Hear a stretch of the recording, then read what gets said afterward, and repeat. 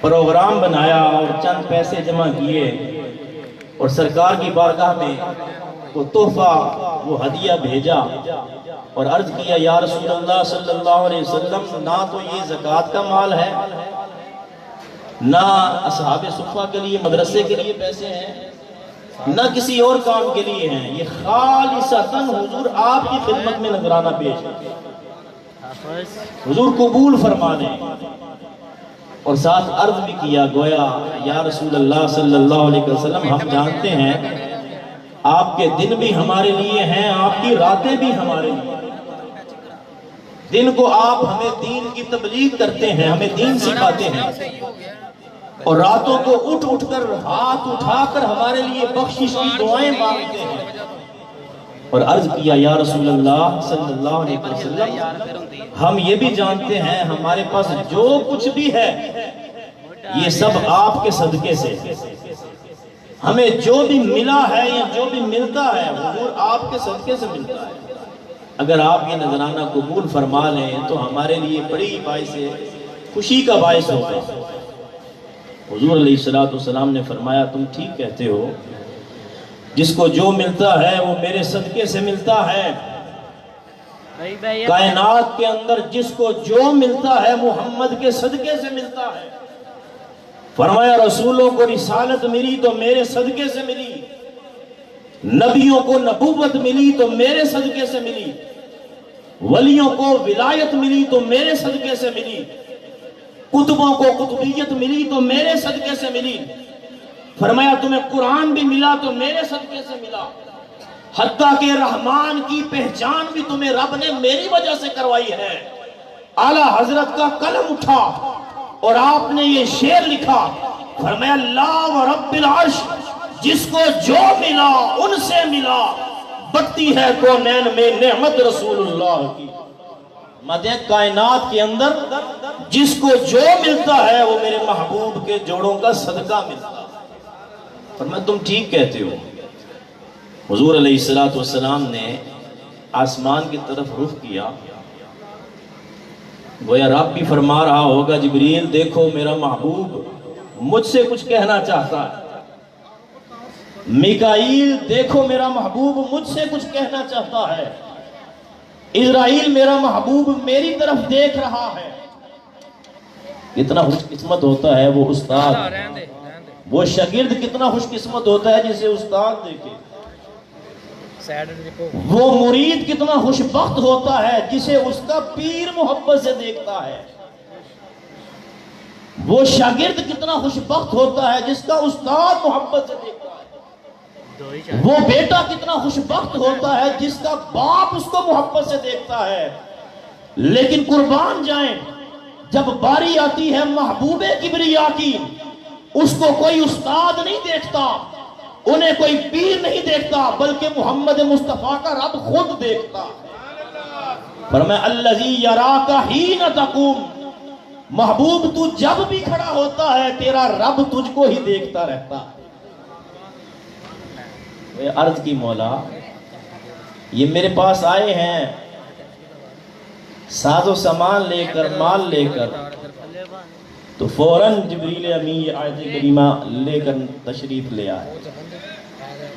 یہ آیت کریمہ نازل ہوئی، رب نے فرمایا قُلْ لَا أَسْأَلُكُمْ عَلَيْهِ أَجْرًا، محبوب ان سے فرما دو میں جو تمہیں دین کی تبلیغ کرتا ہوں، صبح و شام رب کا کلام اور رب کا پیغام سناتا ہوں، لا اسألکم علیہ اجرا، میں تم سے اس کے بدلے میں کوئی اجر نہیں مانگتا۔ میں تم سے مانگوں بھی کیوں؟ میں مانگنے کے لیے نہیں آیا، میں تو خالی جھولیوں کو بھرنے کے لیے آیا ہوں، میں تو عطا کرنے کے لیے آیا ہوں۔ لا اسألکم علیہ اجرا، آگے فرمایا الا المودۃ فی القربى، ہاں یہ میں تمہیں ضرور حکم دیتا ہوں کہ جو میرے قریبی ہیں، قرابت دار ہیں، ان سے پیار کرتے رہنا، ان سے محبت کرنا، ان سے مودت کرنا، ان سے پیار کرنا۔ اب اس کی تفسیر مفسرین نے بڑی کی، قربا کا کیا معنی ہے اور اس کے اندر کون کون شامل ہیں، بڑی تفصیل کی، لیکن مفسرین کرام فرماتے ہیں اگر اس کا خلاصہ کیا جائے تو معنی یہ بنتا ہے کہ جو جو میرے مصطفیٰ کے قریب ہے سنی ہر اس قربت والے سے محبت کرتا ہے۔ فرمایا سنی حضور کے ماں باپ سے بھی محبت کرتا ہے، کیوں؟ اس لیے کہ ماں باپ بھی حضور کے قریب ہیں۔ سنی حضور کی ازواج سے بھی محبت کرتا ہے، اس لیے کہ حضور کی ازواج بھی حضور کے قریب ہیں۔ سنی حضور کی اولاد سے بھی محبت کرتا ہے، اس لیے کہ حضور کی اولاد بھی حضور کے قریب ہے۔ سنی حضور کے سارے صحابہ سے بھی محبت کرتا ہے، اس لیے کہ حضور کے سارے صحابہ بھی حضور کے قریب ہیں۔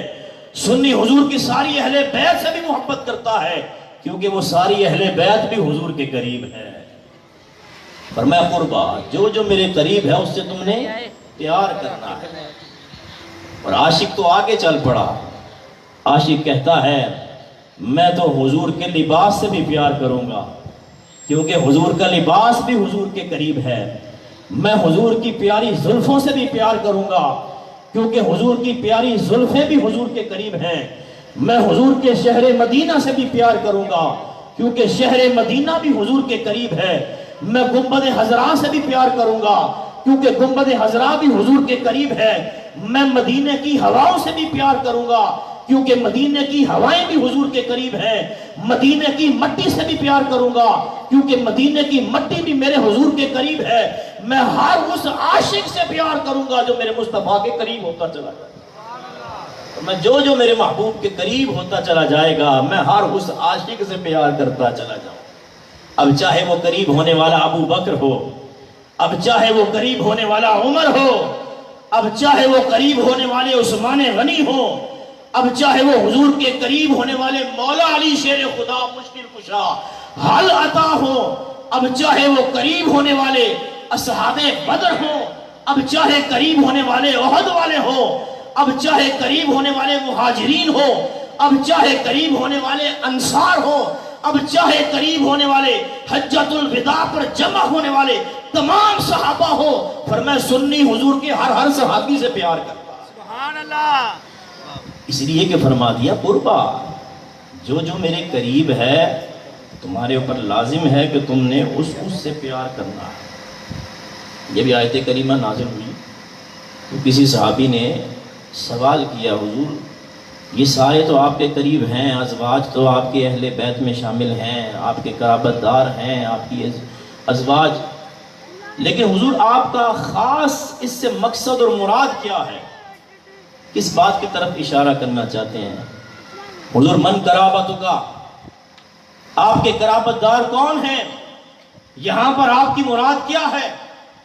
تو میرے نبی صلی اللہ علیہ وسلم نے فرمایا سنو، قال علی و فاطمہ و ولداہما، فرمایا سنو میرے قرابت داروں میں علی بھی ہے، میرے قرابت داروں میں فاطمہ بھی ہے، اور میرے قرابت داروں میں ان دونوں کے شہزادے حسن اور حسین بھی ہیں۔ حضور فرماتے ہیں ان چاروں کو ملائیں، مولا علی شیر خدا، سیدہ زہرا پاک، امام حسن اور امام حسین، یہ چار ملیں اور پانچویں حضور ساتھ مل جائیں تو کیا بنتا ہے؟ پنج تن پاک بنتا ہے۔ فرمایا اسی طرح حضور کے چار یار ابو بکر و عمر، عثمان و علی، جب ان چاروں کے ساتھ میرے آقا ملتے ہیں تب بھی پنج تن پاک بنتا ہے۔ تو سنی اس پنج تن کا بھی غلام ہے اور سنی صحابہ والے پنج تن کا بھی غلام ہے۔ اسی لیے میرے اعلیٰ حضرت نے ارشاد فرمایا اہل سنت کا ہے بیڑا پار، اصحاب حضور نجم ہیں اور نو ہیں عطرت رسول اللہ۔ ہم صحابہ سے بھی رہنمائی حاصل کرنے والے ہیں، اہل بیت کی محبت والی کشتی پر بھی سوار ہیں۔ اللہ کا جتنا ہم شکر ادا کریں اتنا کم ہے کہ اللہ نے ہمیں ایسا سچا عقیدہ اہل سنت و جماعت عطا فرمایا۔ آج تو لوگ صحابہ کو برا بھلا کہنے لگ گئے، اور صحابہ کے بھی سردار سیدنا ابو بکر صدیق رضی اللہ تعالیٰ عنہ کو برا بھلا کہنے لگ گئے، گالیاں تک دینے لگ گئے۔ سنو میرے آقا نے ارشاد فرمایا ایک دور وہ آئے گا جب لوگ میرے صحابہ کو برا بھلا کہیں گے، میرے صحابہ کو گالیاں دیں گے، فرمایا سنو، جب تم دیکھو کہ لوگ میرے صحابہ کو گالیاں دے رہے ہیں، میرے صحابہ کو برا بھلا کہہ رہے ہیں، فرمایا ایسے لوگوں پر اللہ کی بھی لعنت ہوگی، اللہ کے فرشتوں کی بھی لعنت ہوگی۔ اللہ ہمیں ایسے فتنوں سے محفوظ فرمائے۔ حضرت عبداللہ مغربی بہت بڑے اللہ کے ولی گزرے ہیں، فرماتے ہیں میں حج پر گیا، ہمارے ساتھ ایک شخص تھا، سخت گرمی کا موسم تھا، ہمیں پیاس کی شدت بار بار ستاتی، ہم بار بار رک کر پانی پیتے، سخت گرمی کا عالم تھا، لیکن فرماتے ہیں میں دیکھتا وہ جو میرے ساتھ آیا ہوا تھا اس کو پیاس ہی نہیں لگتی، وہ پانی ہی نہیں مانگ رہا، اتنا سفر پیدل کر رہے ہیں لیکن ہم بار بار پانی پیتے ہیں لیکن اس کو پیاس ہی نہیں لگتی۔ میں نے اس کو پوچھ ہی لیا، بھائی تمہیں پیاس نہیں لگتی؟ اتنی گرمی ہے، شدت کی گرمی ہے، ہم بار بار ہمارا حلق خشک ہو جاتا ہے، تمہیں پیاس نہیں لگتی؟ کہنے لگا عبداللہ مغربی سچ بتاؤں تو واقعی نہیں لگتی، ویسے ضرورتاً پی لیتا ہوں لیکن مجھے پیاس کی شدت محسوس نہیں ہوتی۔ حضرت عبداللہ مغربی فرماتے ہیں میں نے اس سے پوچھا بھئی اس کی وجہ کیا ہے، پیاس نہ لگنے کی وجہ کیا ہے؟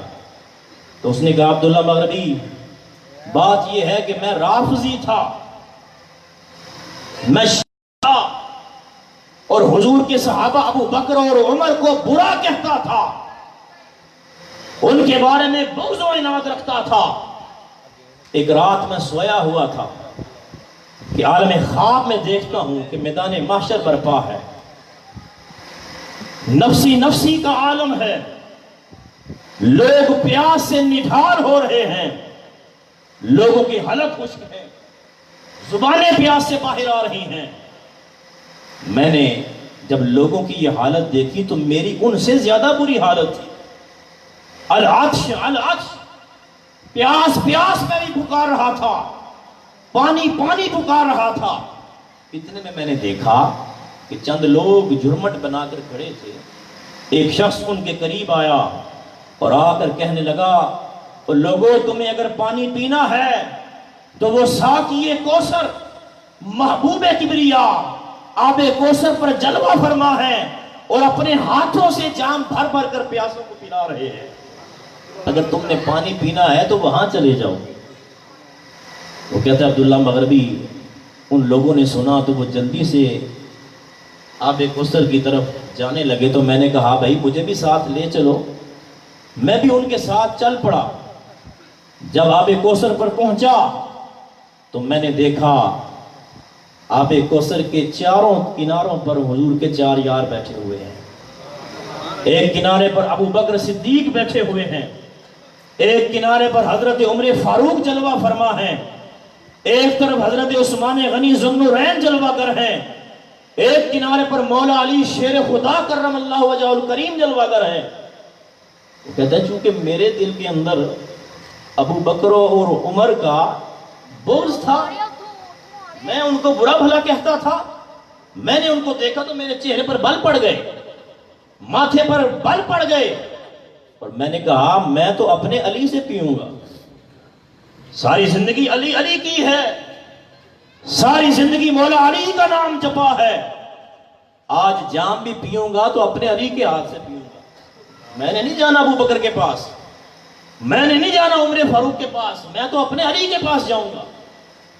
وہ کہتا ہے عبداللہ مغربی میں مولا علی کی خدمت میں حاضر ہوا اور عرض کیا حضرت پیاس سے برا حال ہے، آپ کا غلام ہوں، آپ کا ملنگ ہوں، آپ کا نام جپنے والا ہوں، حضور اپنے ہاتھوں سے مجھے آب کوثر کا جام عطا فرمائیے۔ وہ کہتے ہیں عبداللہ مغربی مولا علی نے مجھے دیکھا تو آپ کے چہرے پر غصے کے اثرات نمودار ہوئے اور آپ نے فرمایا بدبخت میری نگاہوں سے دور ہو جا، جس کے سینے میں میرے یار ابو بکر اور عمر کا بغض ہوتا ہے علی اس کو پانی کا جام نہیں پلایا کرتا۔ تو میرے ابو بکر کے بارے میں بغض رکھتا ہے، میرے عمر کے بارے میں بغض رکھتا ہے، ان کو برا کہتا ہے اور یہ چاہتا ہے کہ علی تجھے فرمایا سن لے، جس کے سینے میں ابو بکر کی عداوت ہوگی، عمر کا بغض ہوگا، علی اس کو آب کوثر کا جام نہیں پلائے گا۔ کہتا میں حیران ہو گیا، ساری زندگی علی علی کرتا رہا، ساری زندگی ان کے ترانے پڑھتا رہا، اور آج مولا علی نے کہتا ہے میں صدیق اکبر رضی اللہ تعالیٰ عنہ کی خدمت میں حاضر ہوا، عمر فاروق کی بارگاہ میں حاضر ہوا، آپ ہی مجھے جام عطا فرما دیں۔ آپ نے فرمایا بدبخت ہماری نگاہوں سے بھی دور ہو جا، کیا تم نے ابو بکر اور عمر کو علی سے جدا سمجھ رکھا ہے؟ ابو بکر اور عمر علی سے جدا نہیں ہے، ہم جام نہیں عطا فرمائیں گے۔ کہتا میں حیران تھا، پریشان تھا، قریب ہی دیکھا امام الانبیاء محبوب کبریا صلی اللہ علیہ وسلم ایک تخت کے اوپر جلوہ فرما ہے، میں ان کی خدمت میں حاضر ہوا، یا رسول اللہ صلی اللہ علیہ وسلم میرا آخری سہارا آپ ہیں، حضور آپ مجھے اپنے ہاتھوں سے جام کوثر عطا فرما دیں۔ حضور علیہ السلام نے ارشاد فرمایا بدبخت جس کے سینے میں ابو بکر کا بغض ہو، عمر کا بغض ہو، اور جس کو علی اپنی بارگاہ سے رد کر دے، محمد عربی اس کو جام نہیں عطا کیا کرتا۔ کہتا میں رو پڑا، میری ہچکی بن گئی، حضور اگر آپ کے در سے بھی خالی لوٹ جاؤں گا، وہ کون سا در ہے جس در پہ میں جاؤں گا؟ حضور میں کیا کروں؟ عرض کیا آقا اگر اپنے عقیدے کو درست کر لوں، اگر اپنے عقیدے کی اصلاح کر لوں، اور آپ کے چاروں یاروں کی محبت اپنے سینے میں پیدا کر لوں، تو کیا حضور آپ مجھے جام کوثر عطا فرمائیں گے؟ کہتا ہے حضور علیہ السلام نے فرمایا او میرے امتی، اگر تو ایسا کرے گا، ابو بکر کی محبت سینے میں پیدا کر، میرے عمر کی محبت سینے میں پیدا کر، عثمان و علی سے پیار کر، اپنا عقیدہ درست کر لے، اور رافضیت کو چھوڑ کر سنیت اختیار کر لے، میں محمد عربی اپنے ہاتھوں سے تجھے جام کوثر عطا کروں گا۔ تو میں نے خواب کے اندر سرکار کی بارگاہ میں حاضر ہو کر عبداللہ مغربی توبہ کی ہے، رافضیت کو چھوڑا ہے، اور عقیدہ صحیح عقیدہ اہل سنت و جماعت کو اپنایا ہے۔ بس جب میں نے توبہ کی، حضور کے یاروں کی محبت کو سینے میں پیدا کر لیا، حضور علیہ السلام نے اپنے ہاتھ سے جام کوثر عطا فرمایا، فرمایا جب سے وہ پانی پیا ہے، سرکار کا دیا ہوا جام پیا ہے، عبداللہ مغربی وہ دن جاتا ہے، آج کا دن آتا ہے، اب کبھی بھی مجھے پیاس کی شدت محسوس ہی نہیں ہوئی۔ اگر ہم یہ چاہتے ہیں کہ قیامت کے دن ہمیں بھی حضور کے ہاتھوں سے جام کوثر مل جائے، اگر ہم یہ چاہتے ہیں مولا علی شیر خدا ہم سے راضی ہو جائیں، اگر ہم یہ چاہتے ہیں حضور کے اہل بیت اطہار ہم سے راضی ہو جائیں، تو ہمیں صرف اہل بیت کی غلامی ہی نہیں کرنی بلکہ حضور کے صحابہ کی بھی غلامی کرنی، صرف اہل بیت سے پیار نہیں کرنا بلکہ حضور کے سارے یاروں سے بھی پیار کرنا۔ اور کیسا یار ہے صدیق اکبر، کیسا یار ہے؟ کون صدیق جو نبیوں اور رسولوں کے بعد اس روئے زمین پر سب سے افضل ہستی ہے، اسی کا نام صدیق اکبر ہے۔ حضور کی بارگاہ میں حاضر ہیں، ایک دن جبریل امین علیہ السلام سرکار کی بارگاہ میں حاضر ہوئے، حضور علیہ السلام نے پوچھا اے جبریل ایک بات تو بتا،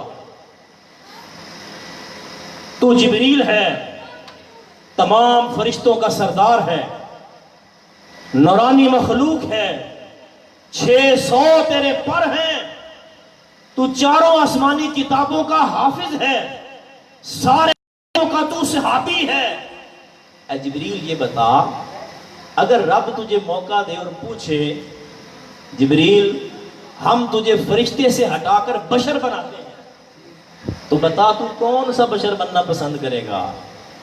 جبریل امین علیہ السلام نے رسول اللہ صلی اللہ علیہ وسلم اگر رب مجھ سے پوچھے کہ میں تجھے بشر بناتا ہوں تو کون سا بشر بننا پسند کرے گا؟ تو حضور رب کعبہ کی قسم ہے میں ابو بکر صدیق بننا پسند کروں گا۔ کیا شان ہے ابو بکر صدیق کی۔ سرکار علیہ السلام نے پوچھا جبریل تو ابو بکر بننا کیوں پسند کرتا ہے؟ ابو بکر بننا کیوں پسند کرتا ہے؟ جبریل امی علیہ السلام نے عرض کیا یا رسول اللہ صلی اللہ علیہ وسلم اس لیے کہ حضور میں نے دیکھا ہے جس محفل میں آپ جلوہ فرما ہو اور ابو بکر بھی اس محفل میں جلوہ فرما ہو، حضور میں نے دیکھا ہے کہ نگاہ مصطفیٰ ہر وقت اس محفل کے اندر صدیق اکبر کے چہرے پہ لگی رہتی ہے۔ میں یہ چاہتا ہوں ابو بکر بنوں تاکہ نگاہ مصطفیٰ ہر وقت میرے چہرے پہ ٹکی رہے۔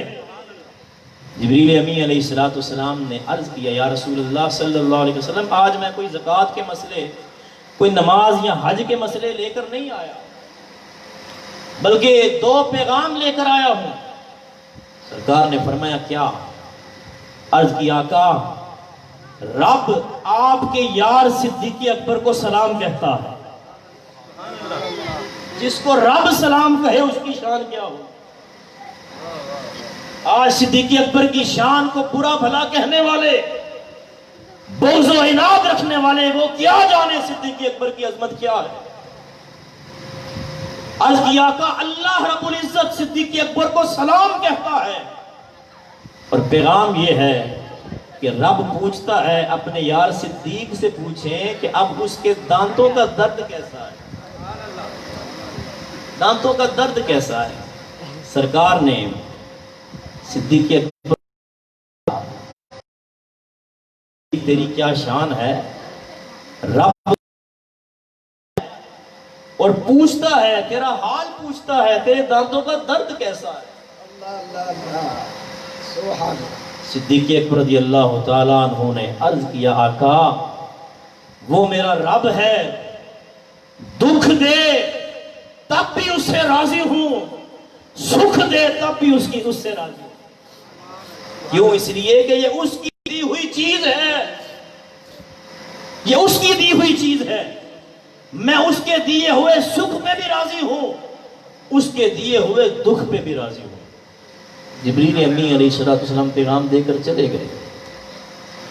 حضور علیہ السلام نے فرمایا صدیق یہ دانتوں کا کیا ماجرا ہے، یہ کیا معاملہ ہے؟ رب پوچھ رہا ہے تیرے دانتوں کا حال کیا ہے، کیا ماجرا ہے؟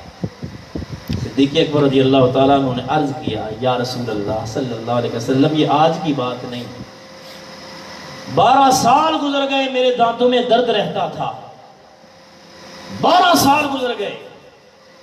حضور علیہ السلام نے فرمایا 12 سال سے تجھے درد ہے اور تو نے مجھے کبھی بتایا ہی نہیں، تو جانتا نہیں اللہ نے مجھے وہ شانیں عطا فرمائی ہیں، تیرے سامنے میں نے جابر کے مردہ بیٹوں کو زندہ کر دیا، تیرے سامنے میں نے پتھروں سے کلمہ پڑھوا دیا، تیرے سامنے میں نے اشارے سے چاند کو 2 ٹکڑے کر دیا، تیرے سامنے میں نے ہاتھ کے اشارے سے سورج کو الٹے پاؤں واپس موڑ دیا۔ تیرے دانتوں کا مسئلہ تو کوئی کیس ہی نہیں تھا، میں نے انگلی لگانی تھی، تیرا درد دور ہو جانا تھا، تو نے بتایا کیوں نہیں؟ صدیق اکبر رضی اللہ تعالیٰ عنہ رو پڑے، عرض کی آقا یہ درد دیا ہوا کس کا تھا؟ آج تو ہم چھوٹی چھوٹی بات پہ رب سے شکوے کرتے ہیں۔ غوث اعظم رضی اللہ تعالیٰ عنہ فرمایا کرتے تھے کہ تم رب سے دعا مانگتے ہو اور چاہتے ہو کہ رب ویسے کرے جیسے تم چاہتے ہو، رب کو مشورے دیتے ہو، یا اللہ ایسے کر دے اور ایسے نہ کر، یا اللہ ایسے کر دے ایسے نہ کر، تم رب کو مشورے دیتے ہو۔ فرمایا نادان ہوش میں آ، رب بندوں کے کہنے پہ نہیں چلتا بلکہ بندے رب کی رضا کے مطابق چلا کرتے ہیں۔ ہم رب کی رضا کے مطابق نہیں چلنا پسند کرتے۔ عرض کیا آقا یہ درد دیا ہوا کس کا ہے؟ فرمایا رب کا دیا ہوا درد ہے۔ آپ رو پڑے، عرض کیا آقا بس حیا آتی تھی، شرم آتی تھی، کہ رب کا دیا ہوا درد ہے، ایک یار کی دوسرے یار سے شکایت کیسے کروں؟ مجھے شرم آتی تھی، ڈر لگتا تھا، وہ بھی محبوب ہے یہ بھی محبوب ہے، اس یار کی شکایت اس یار سے کیسے کروں؟ حضور علیہ السلام مسکرائے، فرمایا پھر صدیق سن، میں وہ ہوں کہ جب جبریل سدرہ پہ پر کھولتا ہے مجھے مدینے میں خبر ہو جاتی ہے، میں وہ ہوں ابھی ماں کے پیٹ میں تھا، لوح پر قلم چلتی تھی، آواز ماں کے پیٹ میں سن لیا کرتا تھا، مجھے اللہ نے وہ شان عطا فرمائی ہے کہ سورج عرش کے نیچے رب کو سجدہ کرتا تھا، میں اس کے سجدے کی تسبیح ماں کے پیٹ میں سن لیا کرتا تھا۔ صدیق کیا تیرے درد کو نہیں جانتا تھا؟ جانتا تھا، خبر بھی رکھتا تھا، لیکن مجھے پتا تھا 12 سالوں کے بعد اس درد کی قیمت لگنے والی ہے۔ جب وقت گزرے گا، جب تو رب کی رضا کر تیری رضا انتہا پہ پہنچے گی، رب تجھے سلام بھی بھیجے گا، تیرا حال بھی پوچھے گا۔ وہ صدیق ہے، وہ صدیق ہے۔ اس لیے ہمیں حضور کے صحابہ کا بھی غلام رہنا ہے اور حضور کے اہل بیت اطہار کا بھی غلام رہنا ہے۔ ہماری تو گٹی کے اندر صحابہ کی محبت بھی شامل ہے۔ ہماری ماں نے جب ہمیں گٹی دی تھی، صلاۃ و سلام پڑھ کر گٹی دی تھی اور یہ بتایا تھا کہ تم نے حضور کے صحابہ کا بھی غلام رہنا ہے، حضور کے اہل بیت اطہار کا بھی غلام رہنا ہے۔ مفتی اعظم ہند اعلیٰ حضرت کے چھوٹے بیٹے حضرت مصطفیٰ رضا خان رحمت اللہ تعالی علیہ، بہت سارے آپ کے لاکھوں میں مرید ہوئے۔ ایک مرید، اس کا ایک دوست تھا، آپ نے اس کو کہا میرے حضرت مفتی اعظم ہند ہیں، تم نے کوئی مسئلہ پوچھنا ہو تو ان سے پوچھ سکتے ہو۔ اس نے کہا ٹھیک ہے، مجھے ایک مسئلہ دریافت کرنا ہے، میں ان کی بارگاہ میں جانا چاہتا ہوں۔ وہ آپ کا مرید اپنے دوست کو لے کر آپ کی خدمت میں حاضر ہوا۔ مفتی اعظم ہند اپنی بیٹھک میں بیٹھے ہوئے تھے، اس نے مسئلہ پوچھا، حضرت مسئلہ یہ ہے کہ حضور علیہ السلام کی 4 بیٹیوں کے نام کیا ہیں؟ یہ مسئلہ پوچھا۔ آج ہم میں سے اکثریت کو حضور کی بیٹیوں کے نام بھی نہیں پتا ہوتا۔ ہمیں فلمی ایکٹرز کے نام تو پتا ہوتے ہیں، ان کے بایو ڈیٹس تو ہمیں پتا ہوتے ہیں، لیکن جس نبی کا ہم کلمہ پڑھتے ہیں اس کا پتہ ہی نہیں، ان کے والد کا پتہ ہی نہیں نام کیا ہے، ان کے دادا کا نام کیا ہے، ان کی اولاد کا نام کیا ہے۔ تو ہمیں یہ اپنے بچوں کو سکھانا چاہیے۔ تو انہوں نے عرض کیا یہ بتائیے حضور کی 4 بیٹیوں کے نام کیا ہیں؟ مفتی اعظم ہند نے سنا، جواب ارشاد نہیں فرمایا، اٹھے اور کمرے میں تشریف لے گئے۔ اس نے کہا دیکھو تم کہتے ہو مفتی اعظم ہند ہیں اور میں نے چھوٹی سی بات پوچھی ہے وہ تو ان کو آئی نہیں، تم کہتے ہو مفتی اعظم ہیں۔ بدگمانی اس کے دل میں پیدا ہو گئی۔ بدگمانی نہیں پیدا کرنی چاہیے۔ حضور علیہ السلام نے فرمایا جس نے علم اس لیے حاصل کیا کہ وہ جاہلوں کے اوپر رعب جمائے گا اور عالموں کے ساتھ بحث و مباحثہ کرے گا، تو فرمایا وہ جنت تو کیا جنت کی خوشبو بھی نہیں پا سکتا۔ مفتی اعظم ہند اندر تشریف لے گئے، وہ کہنے لگا تم کہتے ہو مفتی اعظم ہیں، اور سوال اتنا بھی اس کا جواب نہیں آیا۔ حضرت گھر سے تشریف واپس لائے تو آپ کی داڑھی مبارک سے پانی کے قطرے ٹپک رہے تھے۔ تشریف لائے، بیٹھے اور فرمایا بیٹا حضور کی بیٹیوں کے یہ نام ہیں، حضرت زینب، حضرت رقیہ، حضرت ام کلثوم، حضرت سیدہ زہرا پاک۔ اس نے عرض کیا حضور جب میں نے پوچھا تھا آپ تبھی ارشاد فرما دیتے، آپ اندر گئے پھر واپس آئے پھر ارشاد فرمایا، اس میں حکمت کیا ہے؟ فرمایا اس لیے کہ جب تم نے پوچھا تھا کہ مصطفیٰ کی بیٹیوں کے نام کیا ہیں، اس وقت میرا وضو نہیں تھا، اور احمد رضا کے بیٹے نے اپنے باپ احمد رضا سے یہ سبق سیکھا ہے کہ مصطفیٰ کے گھرانے کا نام بھی لینا ہے تو باوضو ہو کر لینا۔ میرا وضو نہیں تھا، نعرہ رسالت، نعرہ رسالت، نعرہ تحقیق۔ میرا وضو نہیں تھا، میں وضو کرنے کے لیے گیا تھا تاکہ جب میری زبان سے زہرا پاک کا نام نکلے، حضور کی شہزادیوں کا نام نکلے، تو میری زبان جو ہے وہ باوضو ہو۔ یہ تو ادب ہمیں ہمارے بزرگوں نے سکھایا ہے۔ یہ لاہور میں حضرت میاں میر علیہ رحمہ، آخری گفتگو میں قریب کروں، وقت کافی زیادہ ہو گیا۔ حضرت میاں میر علیہ رحمہ لاہور میں جلوہ گر ہوئے تو ایران سے ایک مجتہد بہت بڑا عالم شیعوں کا آیا، کوئی بندہ اس کو پکڑ کے حضرت میاں میر علیہ رحمہ کی بارگاہ میں لے گیا۔ آپ نے اس سے پوچھا، بھائی بتاؤ تمہاری کتابوں میں اہل بیت کی محبت کس طرح لکھی ہوئی ہے؟ اہل بیت کی محبت کس انداز میں بیان کرتے ہو؟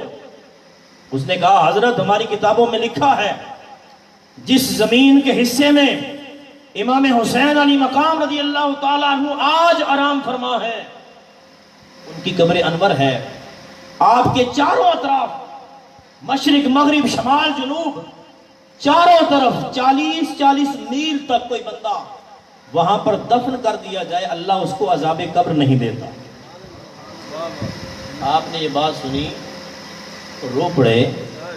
آپ نے فرمایا، کیا تم نے بس اہل بیت کی محبت کو اتنا سمجھا کہ صرف 40 میل تک ان سے محبت کرنے والا دفن کر دیا جائے وہ عذاب قبر سے بچ جاتا ہے؟ کہنے لگا، حضور آپ کے ہاں اہل بیت کی محبت کیا ہے، ان کا مقام اور مرتبہ کیا ہے؟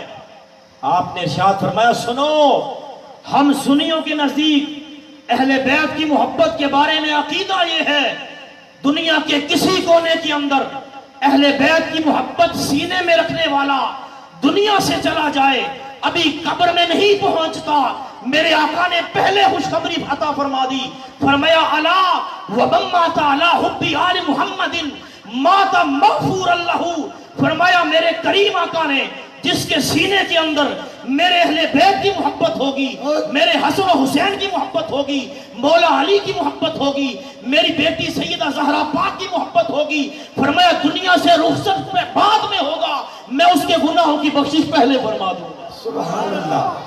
نعرہ تکبیر، نعرہ رسالت، نعرہ حیدری، شہدائے کربلا۔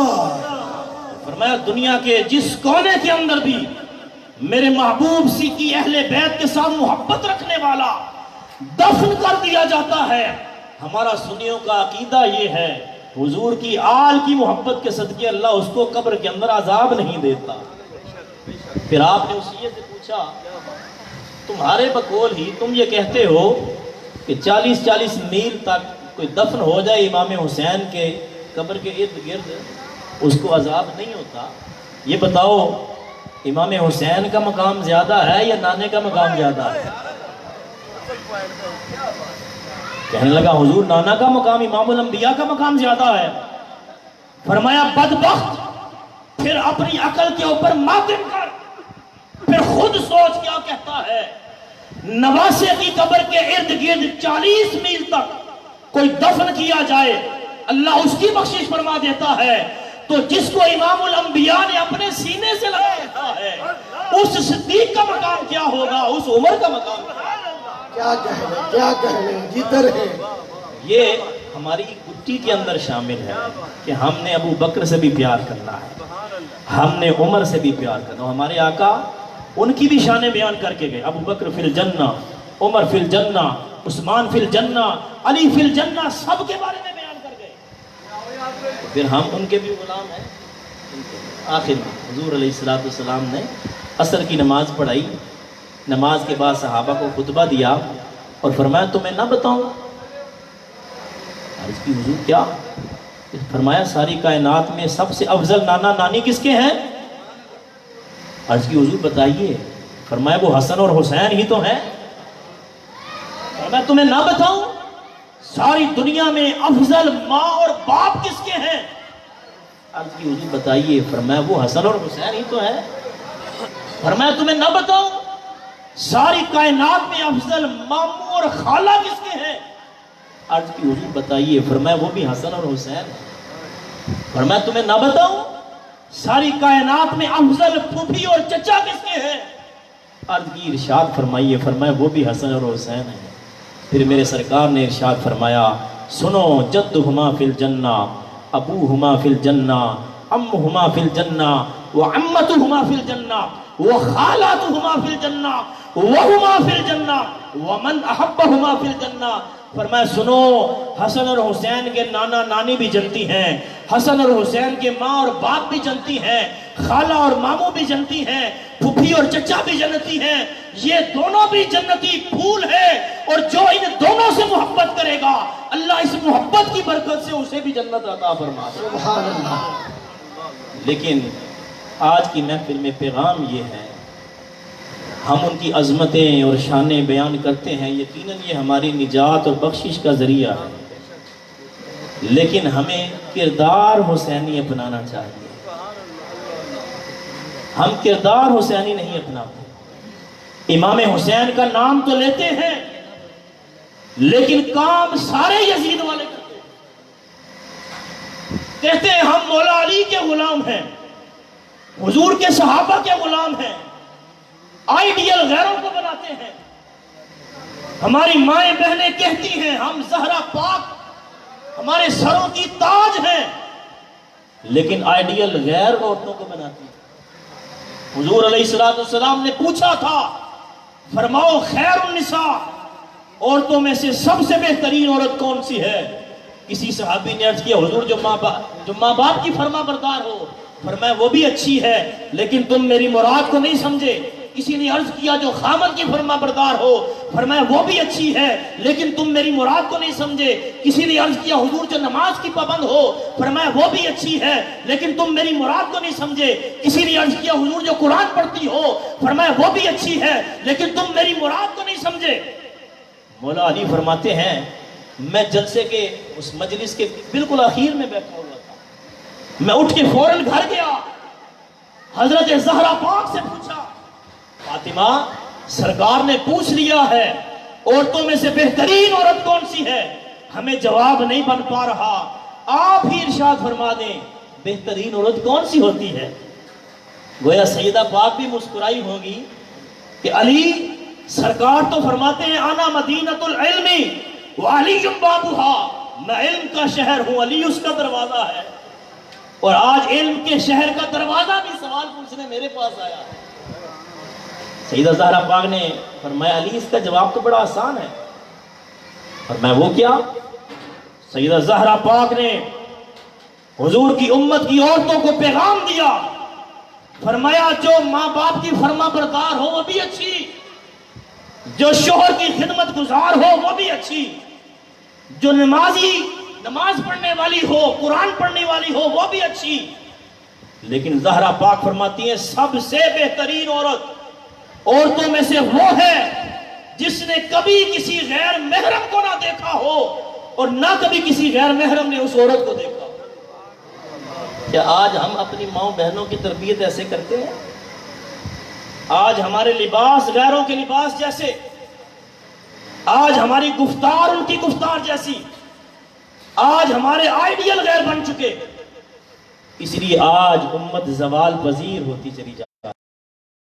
یہ امام حسین علی مقام نے اور آپ کے رفقا نے جو قربانی دی اور اس تپتی ریت کے اندر بھی تلواروں کے سائے میں بھی سجدہ کر کے ہمیں یہ پیغام دیا، دیکھو میں نے اپنا بیٹا علی اکبر بھی قربان کیا، نماز نہیں چھوڑی، علی اصغر بھی قربان کیا، نماز نہیں چھوڑی، میں نے اپنے 72 تن قربان کروا دیے، خود اپنا سر کٹوا دیا، نماز نہیں چھوڑی۔ تم آسائشوں میں رہ کر نماز چھوڑ رہے ہو، مسجدوں میں اے سی لگے ہیں، قلیم بچھے ہیں، تم پھر بھی نماز چھوڑ رہے ہو۔ دین تمہارے دروازے تک آن پہنچا، تم پر اس پر عمل کرنے کے لیے پھر بھی تیار نہیں ہو رہے ہو۔ امام حسین نے نیزے پر چڑھ کر بھی قرآن کی تلاوت کر کے ہمیں یہ پیغام دے دیا، اور میں نے تو نیزے پہ چڑھ کر بھی قرآن کو نہیں چھوڑا، قرآن کی تلاوت نہیں بھولا، اور تم گھروں میں الماریوں میں رکھ کر قرآن کو بھول گئے۔ اس لیے آج ہمیں کردار بھی حسینیت بنانا ہوگا۔ دعا ہے اللہ پاک ہمیں عمل کی توفیق عطا فرمائے۔ ایک گزارش میں آخر میں مشورتاً عرض کروں گا بانی محفل کو، اتنا اخراجات آپ کرتے ہیں ماشاءاللہ، ایک اس میں آپ کو ثواب کے اندر اضافہ ہوگا، چند ایک ٹوپیاں خرید کر کے آپ اپنے پاس رکھیں، یہ یا جو بھی دیر پا استعمال ہو سکے، جب بھی محفل میں آئیں جس طرح آپ بیس لگاتے ہیں، ہر ایک بندے جس کے اوپر سر کے اوپر ٹوپی، بس وقت بندہ بھول جاتا ہے، گھر میں رہ جاتی ہے یا دکان سے آ جاتا ہے سر پہ نہیں ہوتی، تو اس کو آپ ٹوپی دیں سر کے اوپر بیٹھ بھئی یہ سرکار کی محفل ہے۔ دوسری بات یہ ہے کہ کوئی گھر سے آیا ہے، کوئی دکان سے آیا ہے، کوئی کام سے آیا ہے، ہر وقت کسی کا وضو نہیں ہوتا، ایک بیسن یا کوئی ڈرم وغیرہ اس کا جو انتظام ہو کہ جو بھی باہر سے آئے ایک بندے کی ڈیوٹی ہو اس کو وضو کروائے اور محفل پاک میں وہ باادب ہو کر باوضو ہو کر بیٹھے۔ جتنے لوگ باوضو ہو کر بیٹھیں گے، سر ڈھانپ کر بیٹھیں گے، ان کو تو ثواب ملے گا، ان سب کے برابر اللہ آپ کو بھی برکت عطا فرمائے گا۔ اللہ پاک ہم سب کو عمل کی توفیق عطا فرمائے۔ وما علیہ الا البلاغ۔